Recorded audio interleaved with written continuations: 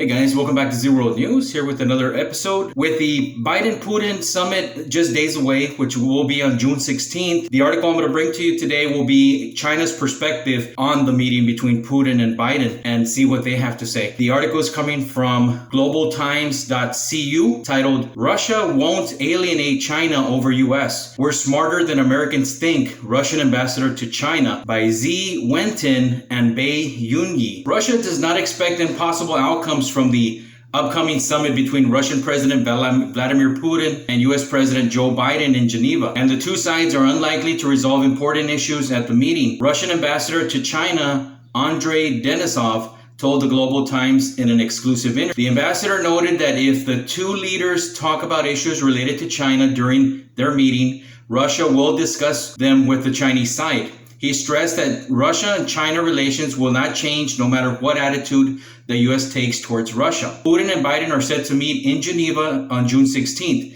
the first meeting between the two leaders since Biden took. Some analysts believe that during their first bilateral meeting, Biden and Putin will discuss topics including strategic stability, disarmament, ecology, COVID-19, and conflicts in hot spots. Denisov told the Global Times that Russia welcomes any measures that reduce tensions and competition, but they are also very cautious about what they can expect from Russian-American relations, especially in the context of the very tense relationship between the two countries. He said Russia is a realist and does not expect impossible outcomes, and the summit is not likely to resolve important issues between the two countries.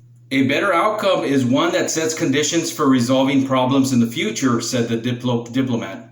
Media reports show that while the upcoming summit is seen by some analysts as an ice-breaking opportunity to reshape U.S.-Russia relations, the two sides have been talking tough to each other and sending signals to lower external expectations ahead of the summit.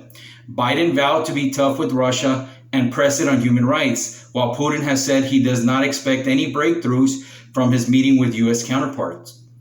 Some analysts point out that while it would be hard to break the ice in U.S.-Russia relations, the U.S. should stabilize relations and ease tensions with Russia so as to concentrate on dealing with China.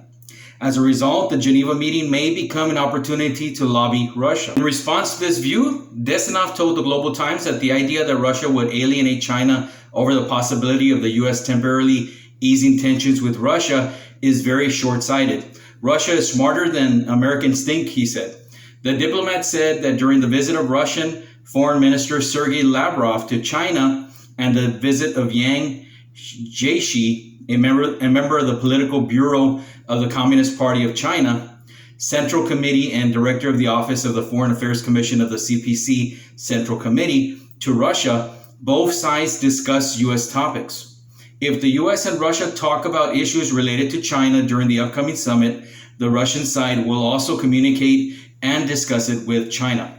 End of article. So it's going to be a very tense meeting because there's a lot riding for all the countries, for the U.S., Russia, and China. If Russia decides to align themselves with the U.S. and the West to go against China or to not intervene if there is a war, China and Russia are putting a lot of trust on each other. It looks at this point the U.S. will offer some kind of bribe to convince Russia to distance themselves from China. And Russia is making some moves. One is to have this summit with the U.S. after all the sanctions, after all the talk that has been going on between them. Russia is still willing to have a summit with Biden and the U.S. And Russia has been making moves with Japan as well. They're talking about having a peace agreement with them concerning the Kuril Islands because technically they're still at war with each other from World War II. So that's another enemy of China that Russia is going to be discussing this with. It's going to be very interesting the next couple of days. On the 16th of June, I'll give you another update on that meeting for sure. If you like what we're doing, like, subscribe, hit the notification button for any future episodes. And I'll see you in the next one.